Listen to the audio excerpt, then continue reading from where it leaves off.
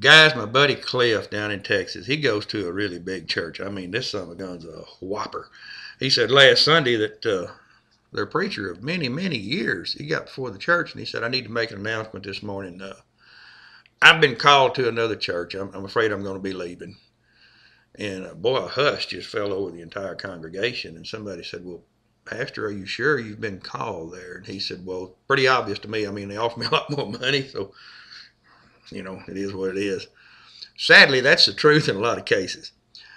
Anyway, it became a kind of a discussion there. They said, what are we going to do? We don't want to lose you. We love you here. And there's a fellow who owns a car dealership. He stood up and said, well, I'll tell you what, if you'll stay, I'll make sure you get a brand new car every year to drive. I'll even throw in a minivan for your wife to haul the kids around. You'll have a new one every year.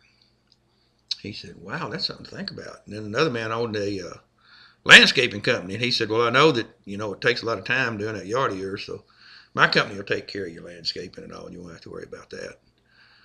He said, you know what, this is something to think about. Let me think about this. And then a woman stood up. Now, this is an older woman. But she stood up and said, I'll give you sex anytime you want it. And sat back down. And I mean, the whole congregation just was dumbfounded.